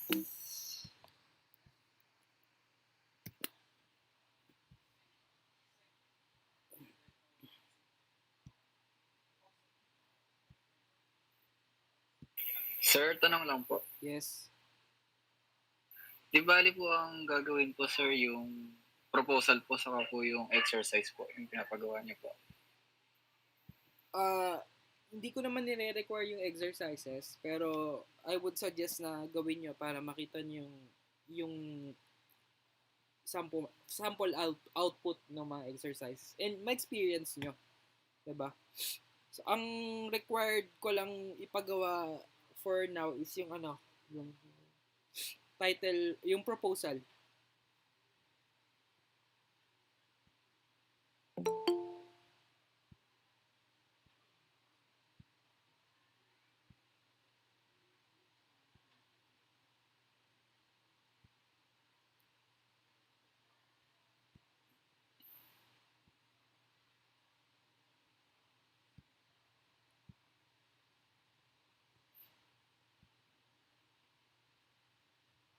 Kita nyo ba? Kita naman po, sir. Kita, sir. Okay, so kanina diniscuss natin yung buffered reader. Anong oras na ba? 6 o'clock. So may 1 hour pa tayo. So buffered reader, J option pane, control structures, yung if statement, if else statement, if else if statement, common errors ng if else statement, then switch statement at saka example for switch. So yan yung mga diniscuss natin kanina. Ngayon, dito naman tayo sa repetition control structures. So ito yung mga loop, while loop, do while loop, for loop. Yan. Saka yung branching statements, break statement, unlabeled break statement, saka yung return, at saka continue. Okay, so proceed tayo. Repetition control structures are Java statements that allows us to execute specific block of codes of a number a number of times. There are 3 types of repetition control structures: the while, do while, and the for loops. Okay. While loop. Familiar na ba kayo dito sa mga loop statements? Mga while loop, do while. Familiar? Opo. So, didiscuss ko ba ng mahaba or anuhin ko na lang, tag ito, konti, iano ko na lang, parang refresh na lang. Wala? Discuss, sir. Discuss. Discuss, okay. While loop is a statement or block of statements that is repeated as long as some condition is satisfied. So, the while statement has the form, yan, yung while, then may close and open parentheses, yung Boolean expression na naman. So, when we say Boolean expression, so it's either true or false. Then, curly brace, if the Boolean expression is true, i-execute yung statement 1, statement 2, and so on and so forth kung may multiple statements pa siya. Then, merong close bracket. So, yung mga statement is nasa loob ng curly braces or ng brackets. So, the statement inside the while loop are executed as long as the Boolean expression evaluates true. Okay? So, as long as the Boolean expression ay true, i-execute niyang paulit-ulit yung statements na nasa loob nung while loop. Kaya tinawag siya na loop. Okay? So, sa example natin is merong variable na integer and it was declared as 4. Okay, so yung variable natin is yung letter I. Integer I, 4. Okay, so while variable I is greater than 0, so ang statement 1 is print out system out print I. So piprint niya. Then the next statement is i-decrement niya yung 4. So ang expected output niyan is 4, 3, 2, 1 sa screen. Okay? So hanggang true yung yung Boolean expression, i-execute niya yung statement. Okay. So, kung hindi the sample code shown will print 4321 on the screen. Take note that if the line containing the statement I decrement is removed, so kung wala yung decrementation nung variable mo, magiging infinite loop yan. So paulit-ulit niyang ipiprint yung I, which is 4, kasi hindi, kumbaga magiging static yung yung value ng variable mo. So 4 ang magiging infinite loop niyan is 4 forever. Yan. So infinite siya kasi hindi nagbabago yung value nung variable na na nandoon sa expression, sa Boolean expression. Therefore, when using while loops or any kind of repetition control structures, make sure that you add some statement that will allow your loop to terminate at some point. So, wag niyo kalimutan na maglagay daw kayo ng isang statement na at some point magiging true yung Boolean expression nyo para tumigil yung execution nung loop nyo. Otherwise, kung wala yung wala yung statement na yon, magiging infinite yung loop nyo. Paulit-ulit lang siya. The following are other examples of while loops. So yan, dito sa example 1, ang variable x ay 0 yung declared value niya. So, while x is less than 10, system out print line x. Tapos, yung next statement is, i-increment niya yung x, value of x. So, ang magiging output niyan is 0, 1, 2, 3, 4, 5, 6, 7, 8, hanggang 9. Kasi yung condition niya lang is x is less than 10. So okay, understood? So hanggang 9 lang kasi 9 lang ang less than 10. Pag 10 na yan, equals to 10 na yan. 'Di ba? So hanggang 9 lang, 0 hanggang 9 yung mapiprint. Sa example 2, yan. This is an infinite loop. So while true, since hindi na siya naglagay ng ng boolean expression, pero nilagay niya na yung kumbaga ginawa niya ng static is true, system out print line hello. So paulit-ulit lang siya noon na hello, kaya magiging infinite loop siya.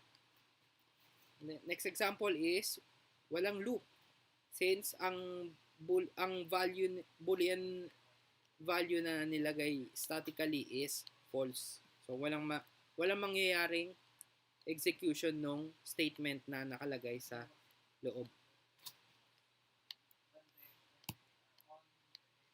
Do while loop. So yung do while loop naman, parang while loop din siya, pero una niya munang i-execute yung statement bago i-determine kung yung boolean expression. Naintindihan nyo ba? So kanina doon dito sa sa while loop, boolean expression and then execute the statement. Dito sa do while loop, inuuna niya munang i-execute yung statement bago niya i-determine yung boolean expression if true or false. So yun lang yung pinagkaiba niya, yung pagkakasunod nung nung pag-determine ng boolean expression. So dito sa do while loop, nahuli yung boolean expression. Okay, for example, so example 1, nag-declare katulad nung kanina, 'di ba? So nag-declare siya ng variable. Variable x equals 0. So do print line x, so 0, then increment while x is less than 10. So habang less than 10 pa yung x value mo, i-execute mo yung dalawang statement. So output niyan is same pa rin, 0, 1, 2, 3, 4, 5, 6, 7, 8, 9, 10. Okay, sorry, hanggang 9 lang, 0, 1, 2, 3, 4, 5, 6, 7, 8, 9. Then since the boolean expression is true, ayun, na siya, mag-execute siya, then magbe-break na kasi na-meet niya na yung limit. So, parang kabaliktaran, lang siya, almost same lang din siya dun sa nauna.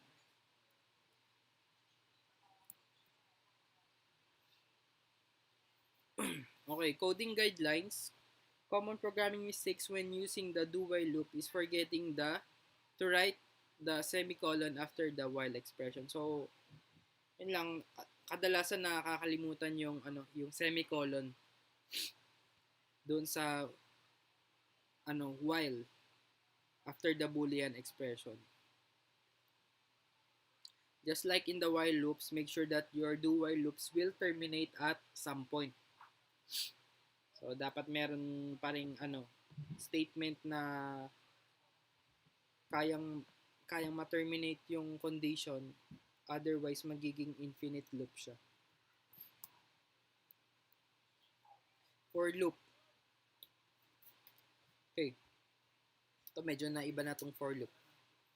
For loop, like the previous loops, allows execution of the same code a number of times. So, ganun pa rin siya. Kaya niya pa rin mag-execute ng paulit-ulit. Pero, dito sa for loop, instead of boolean expression yung nasa loob ng parenthesis, ang nasa loob nitong for loop ay initialization expression, loop condition, at saka step expression. So, ano ba to? So, the initialization expression is the variable. The loop condition, ito yung magko-compare sa loop variable. Okay, so ito yung ito yung pinaka boolean expression. Then the step expression is ito yung pag-increment or pag-decrement. Okay, so ito yung example ng for loop. So, meron tayong variable na variable I. For I is equal to 0. So, yan yung initialization ng variable mo. And then, merong semicolon, I is less than 10. So, ito yung conditional. Then, the next is yung increment or decrement. So, i-execute niya yan, yung code na nasa loob ng for, which is system.out.print I, as long as the condition is true.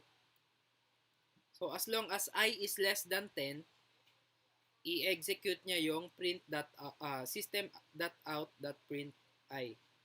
So, same output, 0, 1, 2, 3, 4, 5, 6, 7, 8, 9. Okay?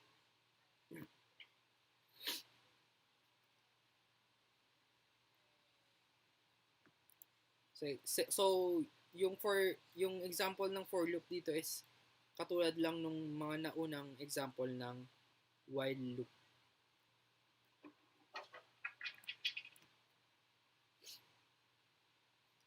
Branching statements. So, branching statements allows us to direct the flow of program execution. Java offers 3 branching statements: break, continue, and return. So, what is break statement? The break statement has 2 forms, unlabeled and labeled. Okay, unlabeled break statement terminates the enclosing switch statement, and flow of control transfers to the statement immediately following the switch. You can also use the unlabeled form of the break statement to terminate for, while, or do while loop. Okay, so dito sa break, parang katulad lang siya ng paggamit ng break doon sa switch statement. So, para matigil yung execution. Okay? In this example, the search string Isa is found. For the for loop will stop and flow of control transfers to the statement following the for loop. Okay. Next is the labeled break statement. So almost same lang siya nung unlabeled break statement. Pero dito kasi parang kung makikita niyo yung sa red na na print, break search label. So parang sinasabi niya na i-break mo yung process ng search label. So parang nagkaroon lang ng label yung block, yung isang buong block of code, para alam niya kung anong block of code yung i-break niya. Okay? The break statement terminates the labeled statement. It does not transfer the flow of control to the label. The flow of control transfers to the statement immediately following the labeled statement. So, ganun lang. So kung sino yung kung ano kung nasaan yung yung nasaang block yung label, so yun yung i-break niya. Then next one is the continuous statement. Continuous statement has two forms, unlabeled and labeled. So you can use the continuous statement to skip the current iteration of a for while do while loop. Okay? The following example counts the number of bayas in the array. So dito naman, i-skip niya yung yung yung purpose ng continue na statement is i-skip niya yung next statement. Okay, so hindi niya na gagawin yung count dito increment since meron kan continuous statement. Okay. Then yung sa labeled labeled continuous statement, ganun din. Okay, pero doon sa labeled niya, kumbaga yung skip niya na na statement is kung na kanino yung label niya. Same lang din nung mga naunang labeled na statements.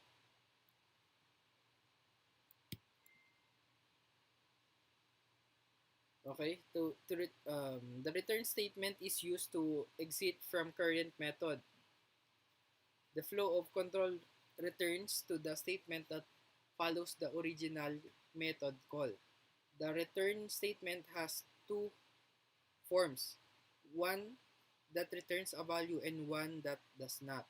To return a value, simply put the value after the return keyword. For example, ayan. So, kumbaga, nandun na yung yung ginagawa ng return statement. So, nire-return niya yung value nung nung variable mo or nung kung ano mang statement mo. Nire-return niya lang. Okay? So, yun lang for now. May seatworks na supposedly gagawin dito. So, I would suggest sa inyo na i-try out nyo yung mga seatworks dito. Yan. So, dito sa seatwork na to is gusto niyang makakuha ng ganitong klaseng output. So, gagamitan siya ng loop, for loop.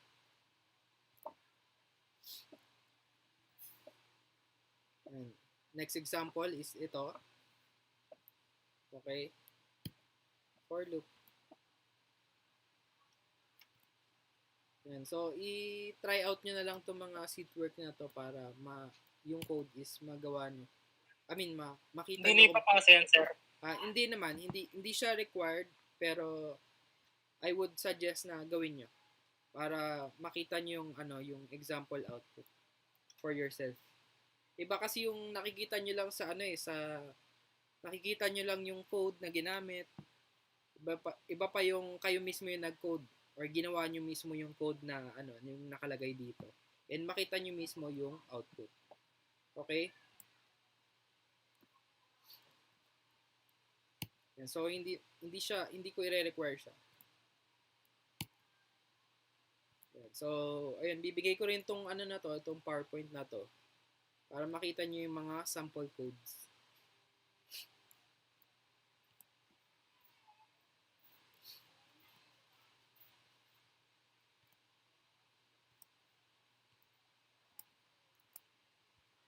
Okay. So, for now, yun lang muna yung yung i-discuss natin. So, tulad last time ng yung mga PowerPoint, dalawang PowerPoints yung ginamit ko. So, i-upload ko siya sa LMS. Tapos yung sample Word file ng project proposal, i-upload ko rin doon para may reference kayo sa paggawa ng project proposal. Okay? Then, Ano pa ba? Yun, yung groupings pa rin. Balik tayo sa groupings. Bumuo na kayo ng groupings nyo. Wag na kayong mag-inarte kung kakilala or kung ka-close nyo o hindi, basta ka-section nyo, bumuo na kayo ng groupings nyo, 6 per group. Then, ayun, sa may GC naman tayo para magtanong kayo kung sino pa yung mga walang kagrupo dyan. May apat na kami dito ngayon, kailangan pa namin ng 2. Madali lang naman mag-chat. Mag-communicate lang kayo. Kasi kayo din mahirapan pag wala pa kayong groupings sa ngayon. Okay po, sir. Okay. So, ayun, expect ko by this weekend or sana bukas makapagpasa na kayo ng mga groupings nyo. Para, kasi ang inaalala ko kasi dyan, yung mga remainders nga. Kasi, uneven yung groupings eh. So, hindi natin alam kung sino yung matitirang walang kagrupo. So, yun yung goal ko na malaman ka agad. Kaya, bumuo na kaagad kayo ng 6 nyo na grupo. Okay? Yes po, sir. So, may questions ba? I-upload niyo din po ba yung yung mga name ng mga may group na, sir? Yung mga nagpasa na. Sige, i-share ko na lang din sa inyo yung yung na form na grupo para magka-idea din kayo kung sino-sino na yung meron ng group. Okay, yung mga ipo-post ko na lang sa sa Facebook group natin. Yung recorded. Sir, wala po bang Yes.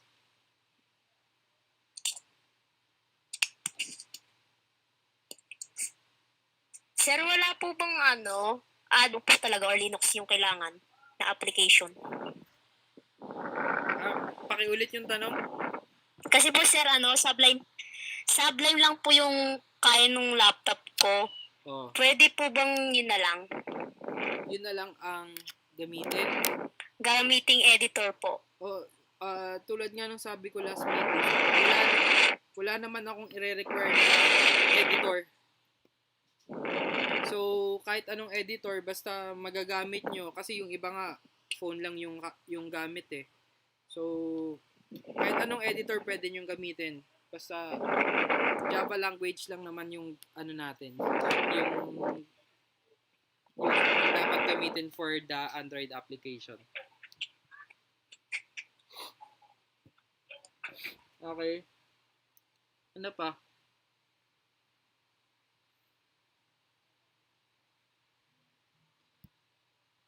Wala. Salamat, sir.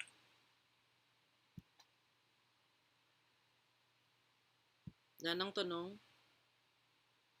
Sana po, sir. May Ayun. laboratory pang gagawin, sir. Titingnan ko pa sa mga next pero as much as possible hindi na ako magbibigay ng mga laboratories para focus na kayo more on doon sa Android application na bubuin nyo as a group. Android Studio ba yung gagamitin, sir? Sa pagbuo? Kakasabi ko lang, wala akong nire-require na kung ano mang tool yung gamitin nyo. Kayo bahala kung anong tool yung gagamitin nyo sa pagbuo ng Android app. Basta ang requirement ko is Android app yung bubuuin nyo. So, kahit pa paano nyo buuin yung Android app na yon is kayo na yung bahala dun. Kasi marami namang tools na pwedeng gamitin eh. Maraming range of tools yung magagamit sa phone or sa laptop or kung ano mang platform yung ginagamit mo. Ayun, kayo na bahala doon. Mag-decide. Mobile application po ba, sir, o web application? Android app, mobile app. Sige po, sir.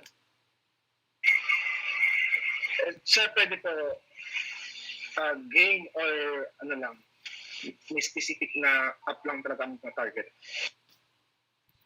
Wala. Open yung kaya magpo-propose muna kayo sa akin kung anong klaseng application yung yung gusto nyong buuin.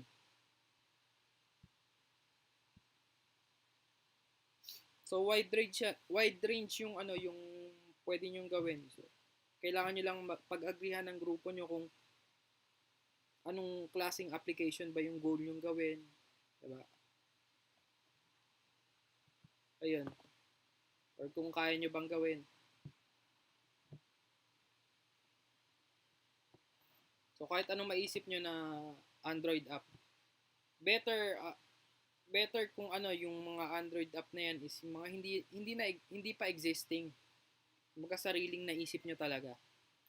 Kasi diyan din ako magbe-base ng ng kung i-approve ko ba yung yung application na pinopropose mo. Kasi kung existing na yung application na yan, kumbaga meron nang gumawa niyan eh.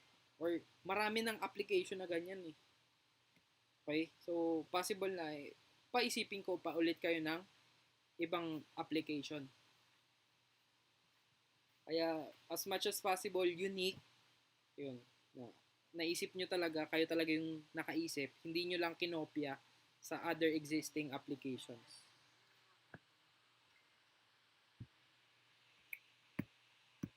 Ano pa?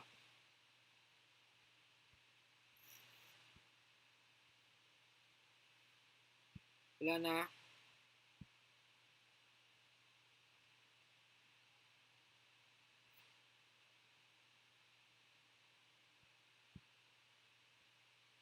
So that's all for this meeting. And yung recorded natin video natin for the meeting i-try ko rin ilagay sa YouTube, pero in this case nag-try ako ng live eh. Ewan ko kung matino yung live video na in-stream ko sa YouTube. Ayun. So, marami tayong options for Okay po, sir. backtracking nung mga discussions. Ayan. So, I think wala nang questions. Ayan. Next meeting, ipapasa nyo na yung mga proposals nyo. Okay, so per group, yung group leader gagawa ng folder sa drive nila. Ilalagay nila yung proposal file doon sa folder na ginawa. And then, yung folder na ginawa na yon isi-share sa Google Drive ko. Okay? So, lahat, yung isang Okay po, sir. yung folder na yon lahat ng magiging requirement ko for this course as a group, doon nyo ilalagay lahat ng files na requirements. Sige po. Sige po, sir. So, that's all. Dismiss ko na yung class natin for now. So, take care and God bless you all. Ano pa? God bless, sir. Thank you po. Ano pong pangalan ng folder na gagawin ng leader? Doon sa Google form na binigay ko, kasi 'di ba may doon, may group name. So, yung group name nyo yung magiging pangalan ng folder. Okay po, thank you. Okay, sige. Thank you. Tama, sir. Bye. Thank you. Bye-bye, sir.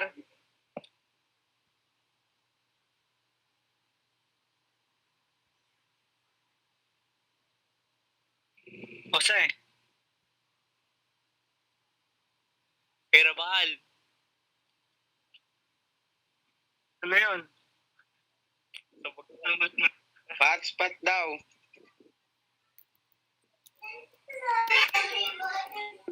Kanton.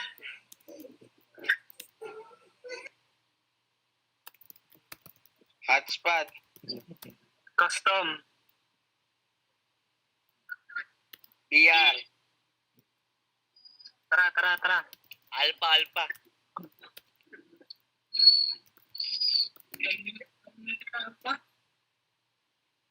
Tara, Alpha. Mag-aalpa ka pa. Papabuhat ka lang naman.